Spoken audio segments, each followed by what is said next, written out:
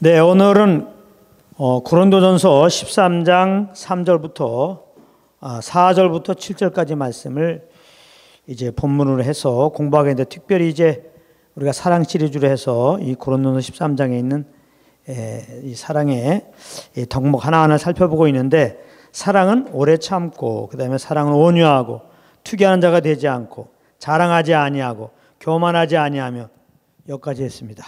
오늘은 그 다음에 무례행치 아니하며, 사랑은 무례행치 아니하는 것이다. 이 부분을 좀 오늘은 공부하겠습니다. 사랑은 무례행치 않는 것이다. 이 현대인의 성경은 뭐라고 번역했냐면, 사랑은 버릇없이 행동하지 않는다. 버릇없이 행동하지 않는다. 이렇게 번역했어요. 정말 사랑한다면은 그 사람을 함부로 대하지 않죠. 예를 갖추고 상대방을 존귀하게 대하게 됩니다. 사랑은 무례행치 않는 것이다. 사랑은 존귀하게 대하는 것이다. 상대방을 존귀하게 대하는 것이다. 그러니까 이 말을 듣고 내가 이제부터 영혼들을 정말 사랑해야지, 존귀하게 대해야지. 참 마음은 좋지만은 안 됩니다. 우리 힘으로 이 고린도서 13장에 나오는 사랑의 덕목을 실행하려고 그러면 불가능입니다. 불가능. 이것은 우리 힘으로 할 수 있는 게 아니에요. 그래서 요한일서에 보게 되면 사랑은 하나님께 속한 것이니 이렇게 선포하고 있습니다. 그렇기 때문에 이 고린도서 13장에 나오는 이 사랑은, 이것은 하나님의 사랑을 말하는 거예요. 그 하나님의 사랑을 알려주려고 오신 분이 예수님이에요. 그래서 이 사랑 대신에 예수를 넣으라고 해서 예수는 오래 참고, 예수는 온유하며, 예수는 투기하는 자가 되지 아니하며, 예수는 교만하지 아니하며, 오늘 말씀 예수는 무례행치 아니하며. 이게 맞지? 우리가 무례행치 않는 그런 사랑을 하자. 불가능입니다. 정말 나보다 남을 낮게 여겨야 되거든요. 정말 그를 귀여겨야 되거든요. 근데 이게 우리는 불가능해요. 우리 마음은 그렇게 하고 싶지. 그러나 상대방이 나보다 조금 잘 되는 것 같아 봐요. 존귀 여기기는 사실은 가다가 발병 나라. 사실 그런 생각이 살고머니 찾아온다고. 우린 연약해요. 남 잘 되는 꼴 못 봐요. 그런데 남을 귀하게 여긴다고? 나보다 낮게 여긴다고? 이게 우리 힘으로는 불가능입니다. 그래서 오늘 제목은 사랑은 무례행치 않는 것이라고, 무례행치 않으려고 노력하지 마십시오. 그랬단 말이에요. 이 고린도서 14장에 있는 모든 사랑의 덕목이 다 마찬가지예요. 이게 사랑에 대한 정의가 정확하죠. 그리고 정말 우리 이성적으로 맞죠. 이 정도가 사랑이다. 그렇다 이것을 우리 힘으로 감당하려면 되지가 않아요. 우리 연약하단 말이에요. 이것은 정말 사랑은 하나님에 속했다. 하나님의 사랑이 무엇인지를 우리에게 말씀해 준 거예요. 그 하나님의 사랑이 예수 그를 통하여 우리 가운데 보임받은 거거든요. 그래서 이 사랑 대신에 예수를 넣어야 되고, 그래서 예수님이야말로 이 사랑의 본인 겁니다. 예수님의 삶은 하나님의 사랑의 그 나타남이고, 우리에게는 정말 하나님의 사랑으로 사는 것에 대한 본이 되는 겁니다. 이제 그래서 우리가 한번 이제 예수님의 경우를, 이 무례행치 않는 사랑의 본 대신 예수님을 좀 한번 살펴보겠는데요. 요한복음 5장 19절을 보게 되면은 이런 말씀이 있어요. 요한복음 5장 19절. 예수님이 친히 하신 말씀이에요. 그러므로 예수께서 저에게 이르시되, 제 아들에게 지금 말씀하는 거예요. 내가 진실로 너에게 이르노니, 이거 진실로 두 번이면 이거 정말 중요한 말입니다. 너에게 이르노니 아들이 아버지 하시는 일을 보지 않고는 아무것도 스스로 할 수 없나니 아버지께서 행하시는 그것을 아들도 그와 같이 행하느니라. 여기 보면 아들이, 예수님 자신이 하나님이 하시는 일을 보지 않고는 아무것도 스스로 할 수 없다. 사실은 스스로 할 수 있죠. 예수님이 자기 마음대로 이 땅에 오셔서 여러 가지 일을 할 수 있죠. 근데 여기 보면은 아버지 하신 일을 보지 않고는 아무것도 스스로 할 수 없다. 정말 아버지를 정말 존귀 여기시는 예수님을 볼 수 있죠. 그게 사랑이란 말이에요. 하나님 아버지도 예수님을 사랑하고 예수님도 하나님 아버지를 사랑한다 이 말이에요. 절대 하나님 아버지를 무례행하게 대하지 않는단 말이에요. 존귀하게 대한단 말이에요. 예. 그러니까 예수님은 임의로 이렇게 일하지 않는단 말이에요. 하나님 아버지께서 일하는 걸 보고 그 아버지 일하는 걸 따라서 자신도 일한다는 것입니다. 예. 다 이것이 정말 존귀 여기는 사랑, 무례행치 않는 그 사랑의 단면을 보는 겁니다. 그러니까 상대방을 정말 무시하지 않는 거예요. 예. 그와 함께하는 것이죠. 예. 그와 함께하는 거예요. 하나로 움직이는 겁니다. 예.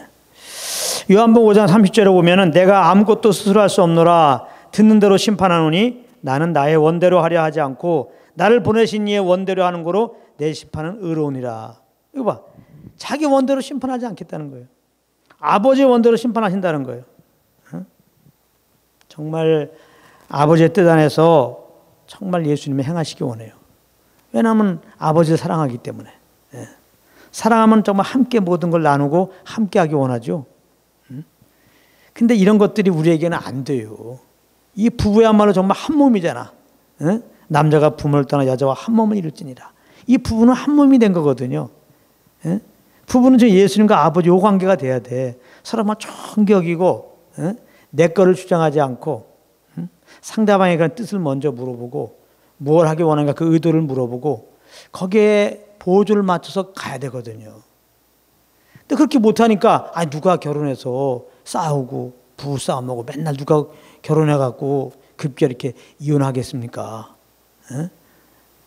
최후의 수단이잖아요. 정말 연합하고 함께 하려고 그런 거죠.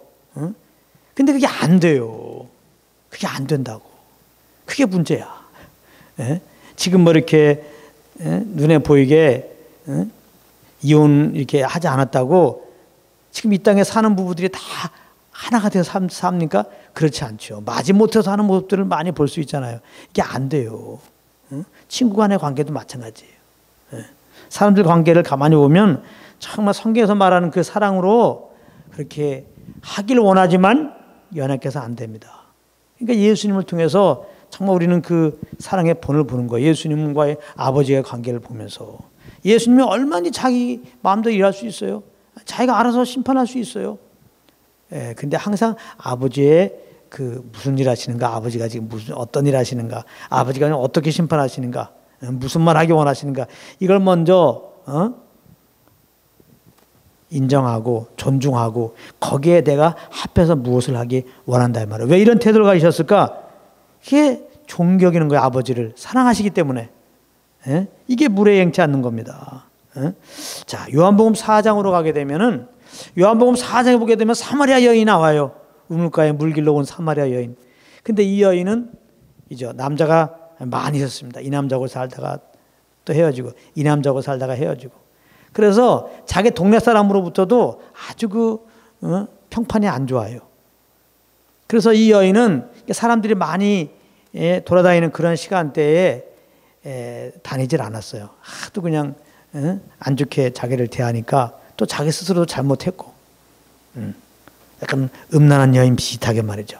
이러니까 그래서 예수님이 이제 이 사마리아 여인을 만나려고 이제 가셨는데 그때가 정오란 말이에요. 정오. 한참 태양이 뜨거울 때. 이때는 사람들이 잘 안 돌아다닐 때. 이 여자는 사람들이 안 돌아다닐 때를 이제 디데이를 잡고 항상 이렇게 그 시간에 이렇게 왔단 말이에요. 물길로. 더군다나 이 사마리아 여인은 사마리아 사람이잖아. 이 사마리아 사람은 유대인이 상종을 하지 않아요.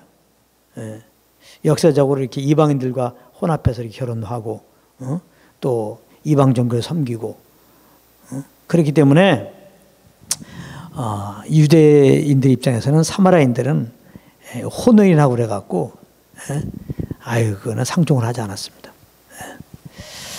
그런데 예수님이 성령 인도함 따라서 이 사마리아 여인을 만나러 이제 먼저 우물가에 가서 이제 앉아 계셨죠. 그랬더니 사마리아 여인이 막 옵니다. 예수님을 딱 볼 때 놀라는 거죠. 이 사마리아 사람들 혼혈이니까 조금 차이가 있어요. 딱 보면은. 딱 보면 안단 말이에요. 유대인 입장에서도 사마리아 사람들 보면 이게 사마리아인지 알고 사마리아 사람도 유대인 보면 유대인이구나 알아. 예수님은 유대인으로 오셨잖아요. 그러니까 더군다나 이 유대인들은 사마리아인들을 아주 상종하지 않는데 유대인이 딱 와갖고 사마리아인이 올 때 아주 그거를 아주 그냥 귀하게 이렇게 기다렸다는 듯이 그렇게 맞이합니다. 표정이. 그러니까 사마리아인이 사실 살고만이 놀랬죠. 그거 뭐 만나는데 어떻게 다시 또 돌아가기도 뭐하고 어쩔 수 없이 이제는 예수님 오늘 사이에 두고 이제 예수님과 마주친 거죠. 그때 예수님이 이제 그녀에게 먼저 말을 걸죠. 가만히 있으면 그녀가 계속 마음이 두근두근 어려울 거 아니에요. 예수님은 그녀를 사랑한단 말이에요. 그래서 성경 보게 되면은 그녀가 이제 놀랄까봐 사실은 예수님이 물을 좀 달라 이렇게 얘기하면서 여인에게 접근하죠. 물을 좀 달라. 얼마나 참 그 여인을 존귀하게 여기는 모습입니까? 물에 행치 않으세요. 그러면서 이제 그에게 이렇게 생수에 대해서도 말씀하고 또 그녀가 궁금한 예배에 대해서 잘 설명해주고 궁극적으로 이제 내가 메시아임을 소개하고 그에게 이제 이렇게 구원을 베풀었단 말이에요. 그러니까 이 물에 행치 않고 그 모습 그대로 인정하면서 결국은 이제 그녀가 정말 원했던 것은 처음에는 남자였을지 몰라요. 근데 몇 남자 살고 보니까 이게 아니야. 정말 그래도 이들의 뿌리는 유대인들 아니에요. 다 처음에는. 그러니까 이 메시아에 대한 얘기를 들었단 말이에요. 메시아가 오면 우리를 구원하실 것이다. 구원할 것이다. 그러니까 이 여인은 지금 이 세상에서 만족감이 없을수록 메시아를 정말 기대했던 여인이에요. 그래서 예배도 정말 이 여인은 그렇게 사모했던 여인이고요. 그 예수님이 그 여인의 정말 필요를 아시고 예배에 대해서 설명하시고 내가 메시아라고 말씀하시고 이제 나로 말미암아 감사로 아버지께 나가는 게 예배라고 말씀해 주시고 결국 이 여인을 구원해 주셨잖아요. 이 여인은 예수님의 그 정말 물에 행치 않는 정말 정말 자기가 볼 때도 좀 온전치 않은 여인인데 그 모습 그대로 받아주고 이렇게 접근해 오셔서 자기에게 이렇게 구원을 베푸신 주님이 너무나 감사해가지고 막 양동이 번서 던지고 이제는 물 들어왔는데 물도 필요 없어 그냥 이 구원의 간격을 많은 사람들이 전한 것을 볼 수 있습니다. 또 마태복음 19장 13절에 오면은 이런 말씀이 있어요. 때에 사람들이 예수의 안수하고 기도하심을 바라고 어린아이들을 데리고 오매 제 아들이 꾸짖거늘. 그러니까 예수님께 이제 일련의 무리들이 특히 자기 아이들을 데리고 왔다는 겁니다. 안수기도 받으려고. 뭐 지금이나 그때나 자녀 사랑은 부모로서는 마땅히 있고 부모에게 좀 이렇게 좀 축복의 기도를 부탁하는 그런 의미로 이제 여인 많은 사람들이 데리고 왔던 거예요. 예수님 앞에. 근데 이제 뭐 아이들은 조금 이제 상황을 잘 가리지 않잖아요. 가만히 안 있죠. 자꾸 움직이고 좀 시끄럽게 하고 분위기 파악을 잘 못하죠. 아마 그 부모에 이끌려서 온 아이들이 조금 이제 시끄럽게 했나 봐요. 그랬더니 제자들이 그냥 막 꾸짖고 조용히 하라고 하지. 이제 그랬다는 겁니다. 근데 이제 예수님은 그들을 그대로 받으시죠. 그들의 그 부모의 마음을 얘기를 듣고 아이들에게 다 이렇게 안수해 준다고요. 그러니까 이 제자들과 예수님의 그 차이를 볼 수 있죠. 제자들 우리들이죠. 사람들과 정말 사람이지만 하나님이시지만 사람으로 오셔서 그 하나님의 사랑의 그 본이 되신 예수님의 모습과 이게 굉장히 비교가 되죠. 우리는 그냥 아이들이라고 막 천바지축 이렇게 떠든다고 일단은 그냥 조용히 하라고 그렇게 되죠. 우리는 자연스럽게 조금 여러 가지 분위기를 깼다 이거죠. 근데 예수님은 그렇지 않죠. 어린아이일지라도 그들에게 물에 행차한단 말이에요. 아이니까 그러는 거지. 충분히 이해가 되는 거예요. 우리들은 아이니까 그러는 거 이해되더라도 그래도 그렇지요 하고 나온단 말이에요. 근데 예수님은 그래도 그렇지가 않아요. 이해되면 이해된 걸로 딱 끝나. 그러면서 이제 그들의 중심이 무엇인 걸 본다 이 말이에요. 그 아이들의 중심은 사실 어미의 중심이잖아요. 지금 어미의 권위 아래 있으니까 그 어미들이 그렇게 이 아이가 좀 기도받기 원하는데 그러니까 예수님은 아이들이 조금 이제 분위기를 깼다 할지라도 그런 거 상관하지 않고 이제 그들 향해서 이렇게 기도해 주는 것을 볼 수 있어요. 정말 제자들과 차이나요? 우리와 차이나요? 우리는 안 된다니까 이런 예수님의 이 사랑. 또 이제 계시록 3장 20절에 보면은 계시록 2장 3장은 7교회에 대해서 이렇게 말씀하는 부분인데 계시록 3장 20절에는 그 이제 라오디게아 교회에게 이렇게 예수님이 말씀하시는 장면 중에 한 부분인데요. 이런 말씀이 있어요. 계시록 3장 20절에 볼지어다 내가 문 밖에 서서 두드리노니 누구든지 내 음성을 듣고 문을 열면 내가 그에게로 들어가 그로 더불어 먹고 그는 나로 더불어 먹으리라. 그러니까 이게 라오디게아에게 준 건데 이 라오디게아 교회는요 하나님 아버지 앞에서 뭐 뜨겁지도 않고 뭐 차지도 않고 뜨겁거나 차거나 그래야 되나 뜨거운 것도 아니고 차가운 것도 아니고 미지근미근하고 소위 말하는 두 마음이에요. 두 마음 주님에 대한 간격도 없이 그냥 형식적으로 경건의 모양만 이제 이렇게 갖추고서 종교적으로 이렇게 예배드렸던 그런 교회입니다. 아주 내가 토하여 내치라 그랬잖아. 뜨겁던지 차갑던지 해라. 그렇지 않으면 토하여 내치라. 정말 주님의 마음으로 볼 때 정말 다윗은 주님의 마음에 합했다고 그랬는데 이 라오디게아 교회는 주님의 마음에 진짜 합하지 않은 교회거든요. 정말 토하여 내치고 싶은 그런 교회입니다. 우리가 정말 우리 마음에 안 들으면 표정 관리가 어렵죠. 어떤 형제가 어떤 사람이 벌써 내 마음에 안 들면 벌써 어때요? 뭐 표정 관리가 어렵습니다. 뭐 참는 것도 한두 번이지 결국은 이게 못마땅하면요 얼굴이 이게 나타납니다. 우리의 사랑은 한계가 있어요. 다 이기적인 것이고 나에게 도움이 안 되면 참다가 결국은 그동안 참고까지 다 합해져 갖고 상대방에게 모든 이유를 돌리면서 아주 그에게 어려움을 주게 돼 있어요. 그러니까 내 힘으로 사랑으로 참는 거라 첫 시간에 했지만은 무조건 꽉 참는 걸 말하는 게 아니라고 그랬어요.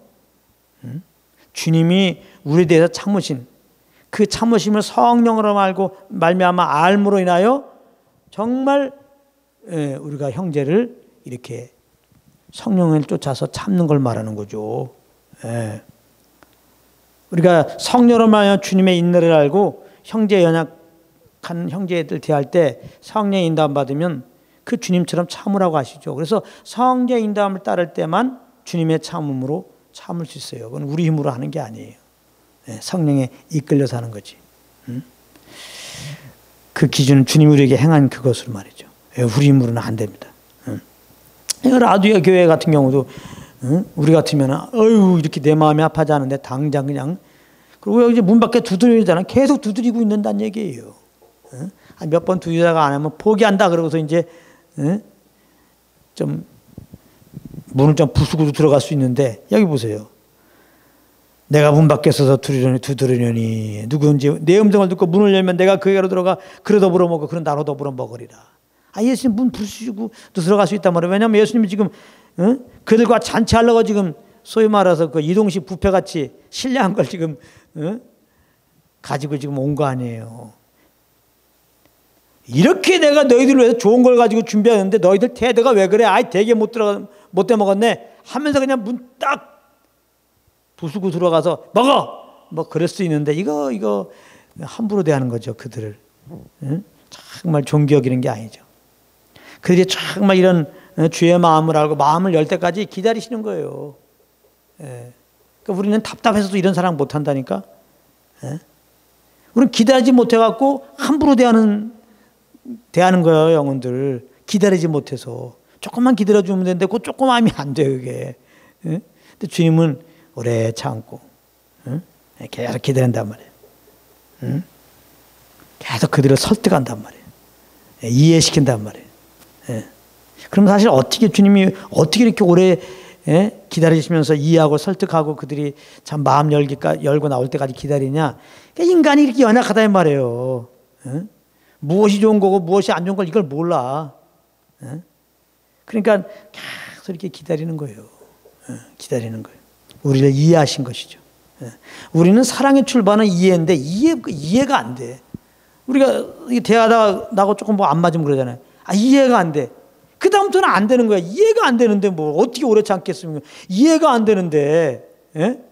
그걸 어떻게 존귀하게 대할 수 있겠어? 이해가 안 되는데 벌써 이게 판단인데 뭐. 넌 내 편에서 볼 때는 이해가 안 돼.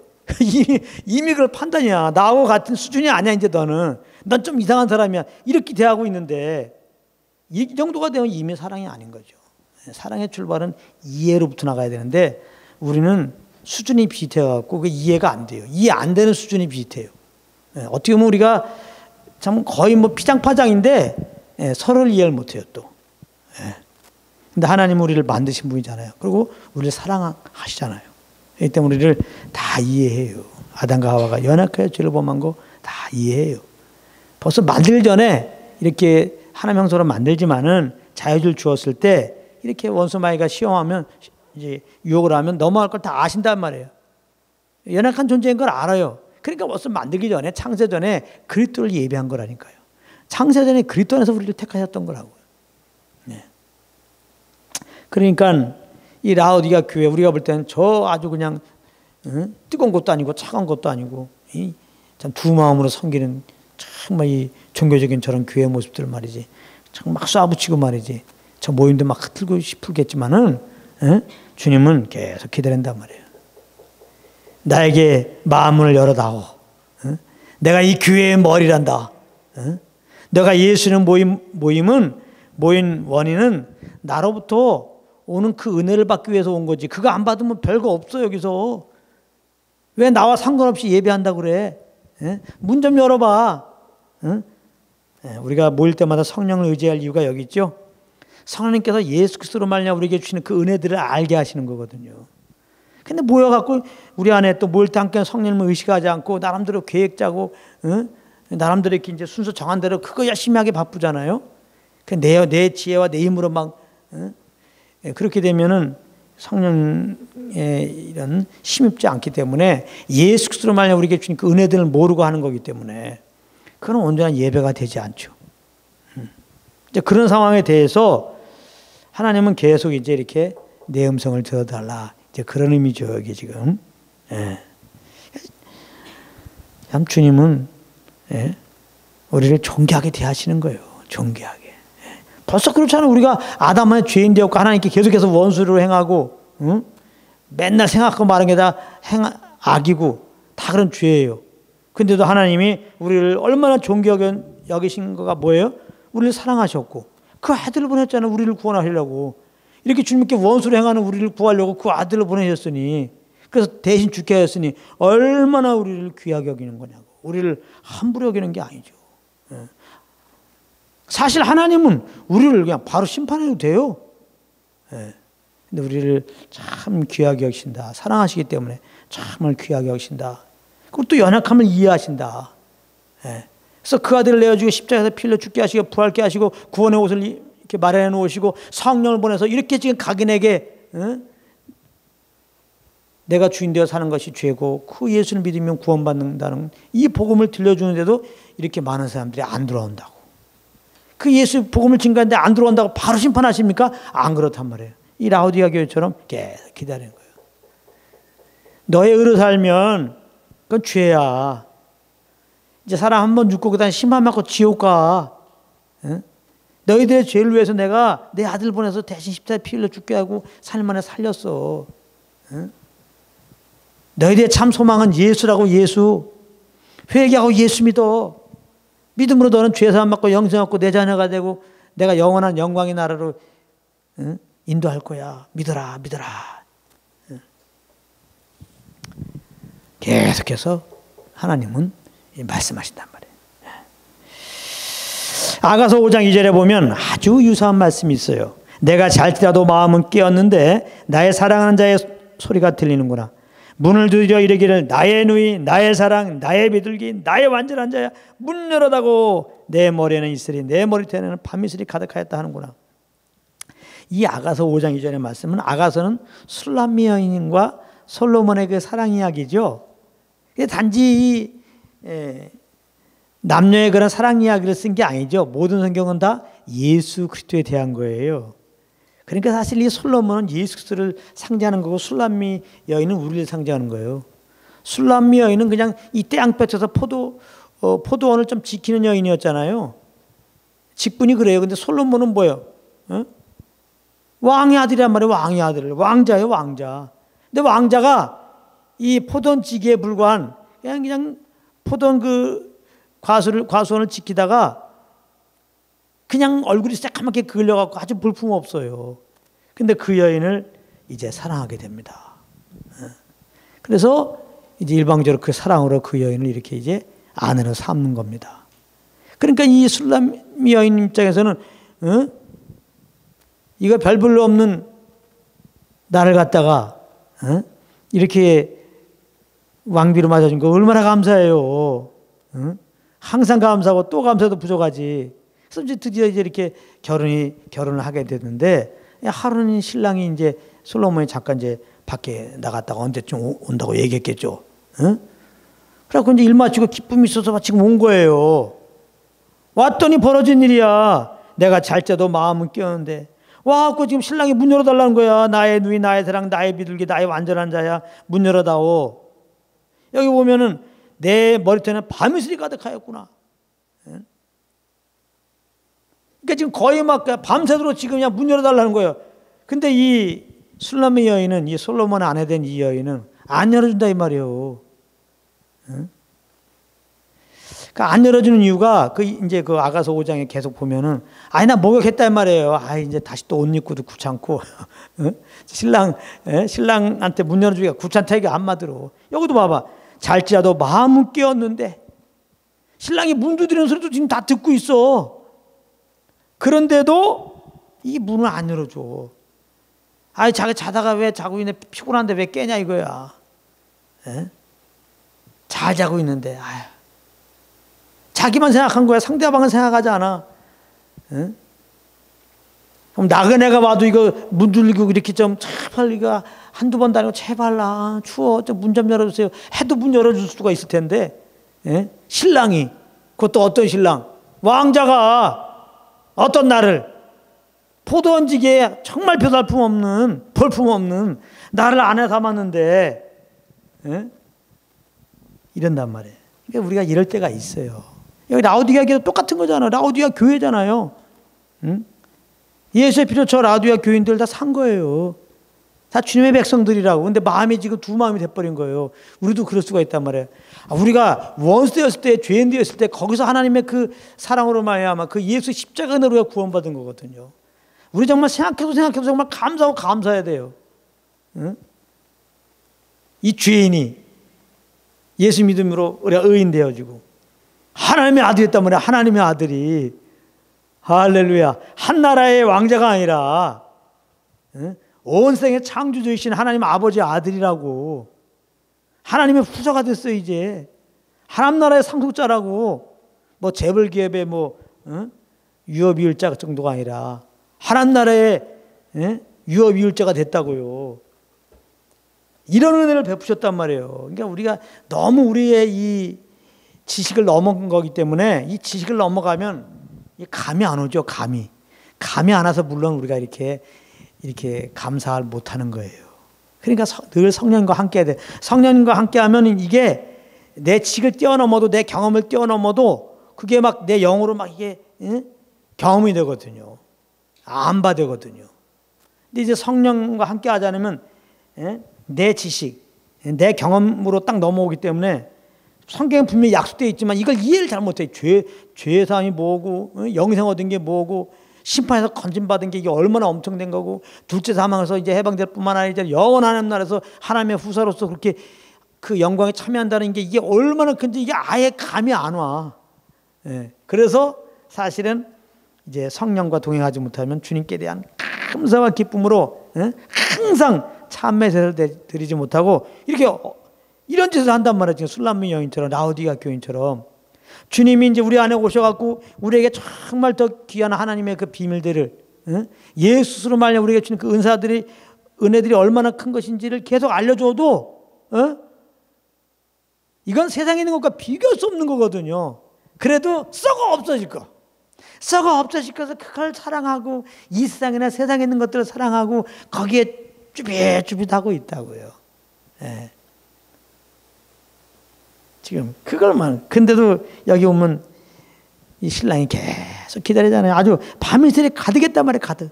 예. 아유 이게 이슬이 떨어지네. 아 나도 좀 어디 가서 좀 이슬 좀 피하고 오자. 뭐 그게 아니야. 예? 여인과 함께하고 싶으니까. 바로 이 정말 그 마음이 식어서 문을 열어주지 않는 술람민 여인을 향한 솔로몬의 인내, 그 인내의 고백, 그게 바로 주님이 우리를 향하여 인내하면서 고백하는 그 고백이에요. 이거야말로 무례행치 않는, 우리를 정말 존귀 여기시는, 정말 우리를 사랑하는 하나님의 그 사랑을 여기서 볼 수가 있는 거예요. 이런 사랑을 우리가 어떻게 합니까? 베드로가 어느 날 예수님께 나와서 아유 형제가 잘못하면 7번 정도 용서해 줄까요? 예수님이 70번씩 7번이라도 해라. 그건 베드로에게 그렇게 하라는 게 아니라 내가 너에게 베푼 용서가 그거라 이 말이에요. 그러니까 실수 없다는 게예요. 셀 수 없는 그런 용서를 우리에게 용서 베푼 겁니다. 사실 우리가 예수 믿고 의롭다함을 얻었는데, 의롭다함을 얻었다는 건 뭐예요? 과거에도 죄를 한 번도 안 범한 것처럼, 미래에도 죄를 한 번도 안 범할 것처럼 여겨준 거예요. 할렐루야. 그게 의롭다함이야. 과거, 현재, 미래 죄를 다 탕감해 줬다 이 말이에요. 아예. 근데 우리는 이 사랑을 잊어버리면은 아유 내가 한 번 참았는데 2번 참아준다. 내가 3번 참았어. 뭐 이러고 있단 말이에요. 그러면 4번째는 어떻게 하려고? 아주 원수를 갚으려고? 응?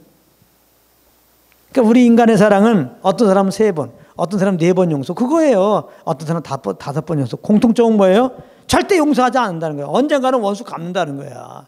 그러니까 우리의 그 힘으로 이 고린도 13장의 사랑을 살아내라 지금 그러는 게 아니에요. 예.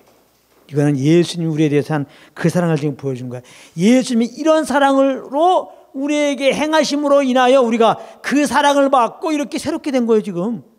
할렐루야. 그걸 지금 말씀하는 거예요 지금. 자, 우리는 예수님에 대해서 얼마나 무례히 행했습니까? 그런데 예수님은 우리와 똑같이 무례행치 않으셨는데요. 그 장면을 성경에서 잘 설명하고 있는 게 베드로전서 2장 23절 24절이에요. 여기 보면 욕을 받으실 때 대신 욕하지 아니하시고. 여러분들 예수님이 이제 우리의 죄를 짊어지고 이제 십자가를 지고 갈보리로 올라갈 때 거기에 이제 많은 사람들이 예수님을 욕했죠. 막 조롱하고 침뱉고. 아이 저 사람들 진짜 그저 유대인들 저거 이렇게 할 게 아니라니까. 성경이 똑같아요. 만약에 우리가 그 자리가 있어도 그렇게 해요. 이게 대표의 원리라고 그랬죠. 아담이 죄를 범한 게 왜 그게 우리가 죄가 되냐? 왜 원죄가 되냐? 우리가 왜 원죄를 가져야 되느냐? 그렇게 말하는데 그 말은 뭐냐면 우리가 아담의 자리에 있었으면 우리도 똑같은 죄를 범할 수밖에 없다 이 말입니다. 그러니까 여기서 욕을 받을 때 대신 욕하지 않으시고, 예수님에게 욕했던 사람들이 바로 나야. 여러분들 그걸 알아야 돼. 내가 예수님께 욕했는데 예수님 대신 욕하지 않으셨단 말이에요. 사실 우리가 예수 믿기 전에, 예수님의 은혜를 알기 전에 사실 이렇게 예수님을 높이지 않았죠. 예수가 뭐야? 이렇게도 사실 한 사람도 있겠죠. 그때 똑같이 예수님은 대하신 거예요. 과거는 예전이나 지금이나 영원토 동하시는 분, 동일하신 분이니까. 네가 지금 나를 욕했어? 너 그때 괜히 애매한 내 이름을 걸고서 막 내가 무슨 구원자냐고 그랬지? 내가 너는 구원하지 않는다. 내가 너는 진짜 구원하지 않는다. 이렇게 하지는 않단 말이에요. 대신 욕을 받으실 때 대신 욕하지 아니하시고, 고난을 받으실 때 위협하지 아니하시고. 우리는 이제 뭐 사랑이라고 그러면서 접근할 수 있겠죠. 누군가에. 근데 그가 이제 계속해서 나에게 이 선을 악으로 갚습니다. 한 번도 아니고 2번도 아니고, 아까 말했죠. 1-2번은 참을 수 있겠어요. 근데 계속해서 선을 악으로 갚습니다. 그러면 우리는 어때요? 보복을 하게 되죠. 이 보복은요 되게 무서워요.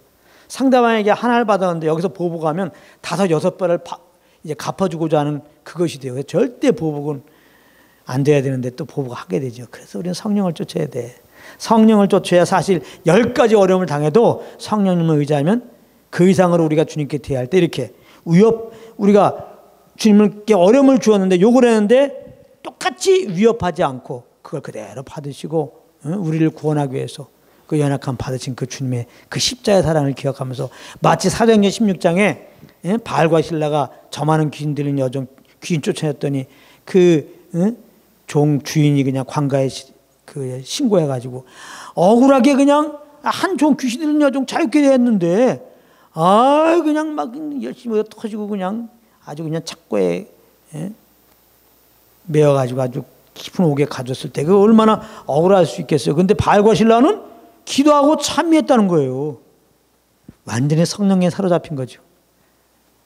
그렇게 억울하게 터질 때 성령으로 말미암아 억울하게 애매하게 고난받으신 예수님을 생각한 거죠. 우리가 예수님에게 내가 지금 저들이 나에게 하는 것보다 더 욕하고 원수같이 행했는데 예수님은 하나님이신 그분은 우리를 사랑하셔갖고 사랑이 무언가 똑같이 갚은 게 아니에요. 다 그걸 받으셨습니다. 몰라서 그런 거니까 다 받은 겁니다. 그래서 우리의 구원을 위해서 죽으신 거예요.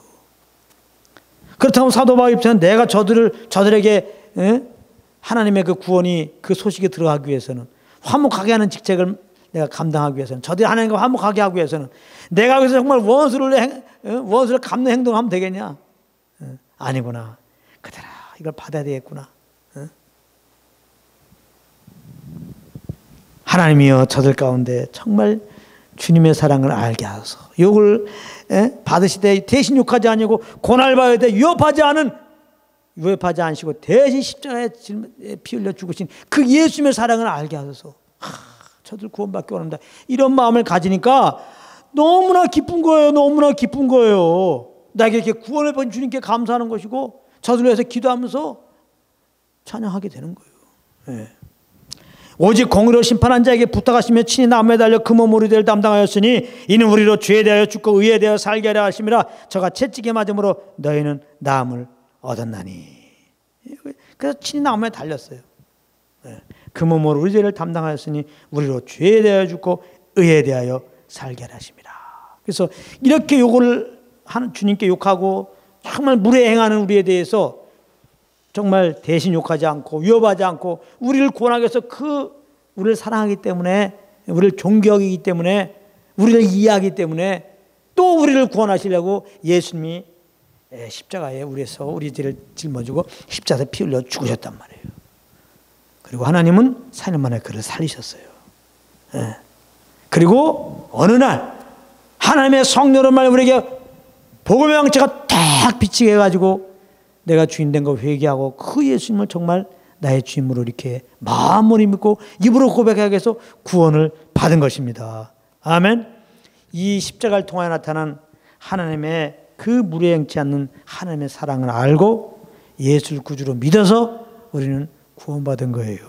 아멘. 그래서 이제 예수님을 구원받은 우리들은 예수님의 그 영생을 얻었는데 이 영생이 예수님의 영생이거든요. 이 영생으로 우리가 새롭게 된 자인데 바로 이 영생이 예수님의 생명, 무례행치 않는 그 사랑의 생명이란 말이에요. 그래서 예수님을 구원받은 우리들은 그 생명으로 새롭게 된 우리들은 형제를 이제 예수님이 우리를 사랑한 그 사랑으로 사랑하게 된 거예요. 이게 그리스도 안에서 우리들입니다. 이제 이걸 잘 아셔야 돼요. 요한일서 3장 14절에 오면은 우리가 형제를 사랑함으로 이 사랑은 예수님이 우리를 사랑한 그 사랑으로 형제를 사랑하게 되어서 그 사랑으로 사랑한 걸 말하는 거예요. 내 의로만 남는 게 아니라 주님이 날 사랑한 그 사랑의 생명을 받아갖고 그 생명으로 형제를 사랑해요. 그래서 우리가 그렇게 형제를 사랑함으로 사망에서 옮겨 생명으로 들어간 줄 알거니와 그러잖아요.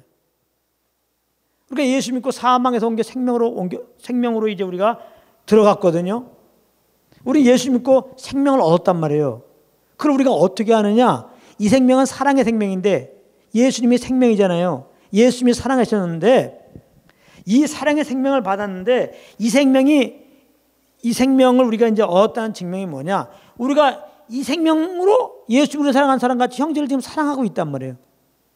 내가 형제를 주님이 날 사랑한 것으로 이렇게 사랑한다면은 우리는 사망에서 옮겨 생명으로 들어간 거란 말이에요. 영생 얻고 구원받은 거라 이 말이에요. 네. 아시겠어요? 그러니까 예수 믿고 구원받은 이제 우리들은 정말 주님이 우리를 사랑한 그 사랑으로 형제들을 사랑하는 자가 된 거죠. 은혜로. 그리스도 안에 내가 누군지를 잘 알아야 돼요. 그러니까 이제 그리스도 안에 있는 우리들도 예수님처럼 무례행치 않는 그 영혼을 존귀 여기는 그러한 이제 사랑을 할 수 있는 자가 된 거예요. 그리스도 안에서. 예, 생명 안에서. 이걸 꼭 기억해야 돼요. 내가 그리스도 안에 누군지를 아는 거, 이 정체성을 아는 게 굉장히 중요해요. 학생이 내가 공부한 학생이다. 이거를 알아야 공부를 하는데 이걸 모르게 되면 문제가 생기는 거예요. 그잖아요. 예. 경찰관들은 이 경찰관의 그 직분을, 예? 직분이 뭔지, 예? 내가 경찰관으로서 무엇을 해야지 이걸 알아야 그 일 하는데 이걸 알지 못할 때 경찰들이 그냥 무슨 뭐 마약하고 앉아있고 그냥 경찰관이 무슨 성폭행범이 되고 막 그러잖아요. 예? 이 정체성을 잊어버린 거예요. 우리가 그리스도 안에서 예수의 생명으로 새롭게 되는데, 예? 이 생명은 우리를 정말 무례행치 않게 정말 존귀하게 사랑하는 그 생명이거든요. 우리가 그 생명으로 거듭난 거예요. 그러니까 예수님을 구원받는 우리들은 형제를 정말 존귀하게 여기는 정말, 예? 그렇게 정말 사랑하는 자가 됐다는 것을 우리는 알아야 돼. 그래서 요한에서 3장 16절에는 그가 우리를 위하여 버리셨으니 우리가 이로써 사랑을 알고 우리도 형제들을 위하여 목숨 버리는 게 마땅하다는 거예요. 이건 뭐냐면 우리의 의로 역시 형제를 위하여 목숨 버리라는 게 아니라 내가 예수의 생명을 거듭났는데 이 생명으로 살게 되면 자연스럽게 형제를 사랑하고 그 사랑이 목숨 버리는 것처럼 예수님처럼 그렇게 나타난다는 거예요. 예수님처럼 무례행치 않는 걸로 나타난다는 거예요. 성경은 구체적으로 그리스도 안에 있는 우리들이, 예? 어떻게 무례행치 아니하는 사랑으로 형제들 대해야 되는지 구체적으로 말하는 장면이 있습니다. 데살로니가전서 5장 14절 15절에 보면 이런 말씀이 있어요. 또 형제들아 너를 권면하노니 규모 없는 자들을 권계하며 마음이 약한 자들을 안위하고 힘이 없는 자들을 붙들어주며 모든 사람을 대하여 오래 참으라. 삼가 누가 누구해야 되는지 악으로 악을 갚지 말고 오직 피차 대하든지 모든 사람을 대하여 항상 선을 쫓으라. 좋은 말 다 들어가 있죠. 예수 믿고 구원받는 우리들은 이제 그 무례행치 않는 생명, 그 사랑의 생명을 겁난 우리들은 이런 삶의 모습으로 세상에 나타나야 한다는 거죠. 야고보서 1장 19절 20절에 보면 내 사랑하는 형제들아 예수 믿고 구원받는 자들아 그리스도 안에 너희들 누구냐 이거예요. 너희가 알거니와 사람마다 듣기는 속하고 말하기는 더디하며 성내기도 더디하라. 사람의 성내는 것이 하나님의 의를 이루지 못합니다. 그리스도 안에 있는 우리들은 누구냐? 성내는 자가 아니라는 거예요. 상대방을 충분히 이해하고 먼저 들어주는 자라는 거예요. 절대 그러니까 말싸움하고 막 있는 거 아니야. 그게 그리스도 안에서의 우리예요. 그게 무례행치 않는 형제를 존경하기는 그 사랑의 생명으로 거듭난 우리들입니다. 우리들이 이 땅에서 이런 삶의 모습으로 나타나야 되는 거예요. 근데 지금 얘기했죠. 여러분들의 힘으로 이게 가능할 것 같습니까? 못하죠. 쭉쭉하면 성질 내는 게 우리 아닙니까? 에? 마음이 약한 자들 안위하고 힘이 없는 자들을 붙들어주고 모든 사람에 대해서 오래 참습니까? 안 되잖아요. 모든 사람을 피차 대하든지 모든 사람에 대하여 항상 선을 쫓습니까? 안 그렇잖아요. 우리는 안 돼요. 우리 힘은 불가능해요. 이 말씀은 우리가 성령의 인도함을 따르면 성령님이 이 길로 인도하세요. 이런 모습으로 인도하는 거예요. 그러니까 여러분들 또한 이 말씀이 중요한 게 여러분들이 성령의 인도함 받는다고 하면서 지금 금방 읽어드린 야고보서 1장 19절 20절에 나오는 것처럼 상대방 얘기도 안 듣고 말이야 무시하고 말이야 내 말만 하고 말이지 승질만 팍팍 내고 뭐 약한 자들 뭐 안위하기는 약한 자들 오히려 좀 이렇게 아주 우습게 여기고 말이지 뭐 오래 참긴 뭘 오래 참어 모든 사람에 대해서 말이지 막 급하게 대하고 선을 쫓기는 뭘 선을 쫓아요 사람들과 짝짝꿍해갖고 어떻게 하면은 내 욕심을 더 차릴까 내 야망을 이룰까 이런 꿈이나 하고 있고 이게 우리들이란 말이에요. 그러니까 성령 인도함 받는다 하면서 그런 삶의 모습으로 나타나면 그게 지금 잘못되고 있다는 걸로 알아야죠. 예.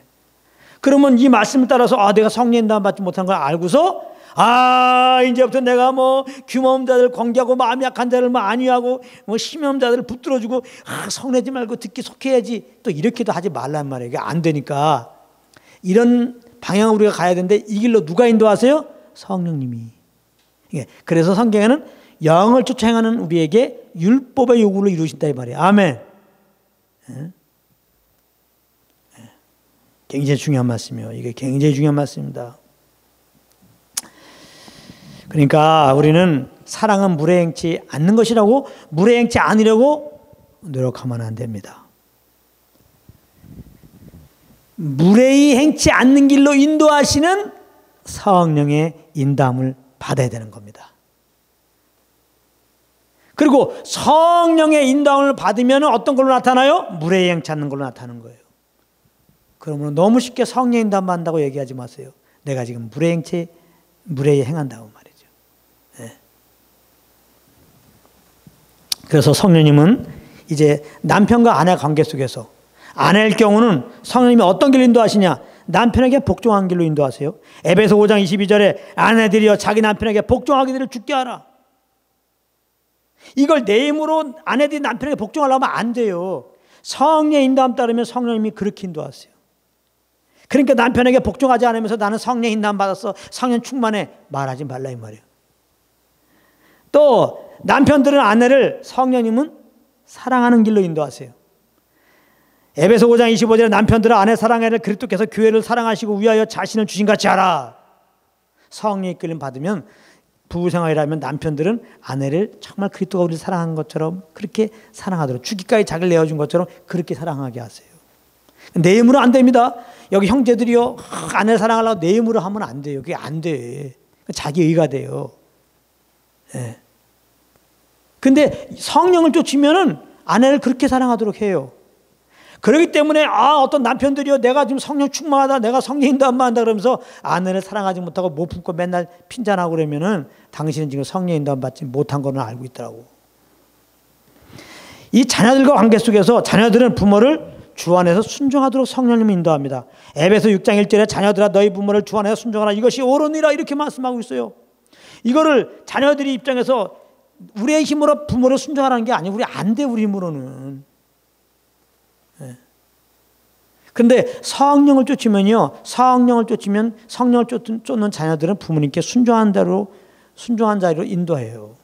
그렇기 때문에 자녀들아 잘 들어라. 응? 내가 성령 충만하다고 성령 인도 안 받는다고 그러면서 부모에게 순종하지 않으면 당신은 지금 성령 충만하지 않는 거다. 이거 꼭 아셔야 돼요. 또 이제 성령님은 아비 입장에서, 아비라고 그러면 그 아비들이 성령 이끌림 받으면 자녀를 노엽게 하지 않습니다. 에베소 6장 4절에 또 아비들아 너희 자녀를 노엽게 하지 말고 오직 주의 교양과 훈계로 양육하라 그랬어요. 성령님의 인도함 따라서 정말 부모가 자녀를 대하게 되면 노엽게 하지 않아요. 잘못한 거 그 이상으로 막 그렇게 징계하고 그러지 않습니다. 예. 그러니까 큰 아이들 노엽게 하면서 말이지, 오늘 어떤 형제하고 교제하는데 그냥 부모님이 자기를 자꾸 이렇게 정성을 안 봐주고 그러니까 막 미쳐 죽으려고 그래. 거의 한 미친 행동하고 다녀요. 그런 형제 아까 봤다고. 잘못한 거 있으면 그만큼만 양육해야지. 그 이상을 노엽게 막 대한 거니까 거의 애가 그냥 미친 사람같이 돼버렸다고. 그러니까 부모로서 난 성령 충만해, 성령 인도 안 받아 그러면서 아이들을 노엽게 하면 당신은 지금 성령 충만하고 성령 인도 안 받는 게 아니라는 걸 알으라고. 성령 인도 안 받으면 자녀를 노엽게 하지 않아요. 직장생활 속에서요, 성령 인도 안 받으면 직장인들은 맡겨진 일에 성실한 마음으로 수행하도록 성령님 인도하십니다. 에베소 6장 6절에 눈 가림만 하고 사람을 기쁘게 하는 자처럼 하지 말고 그리스도의 종들처럼 마음으로 하나님의 뜻을 행하여, 정말 성령을 쫓아 나에게 주어진 일터에서 일을 하게 되면 그 권위도 순종하게 되고 정말 마음을 다해서 정말 그렇게 일들을 잘 감당하는 태도를 갖게 되죠.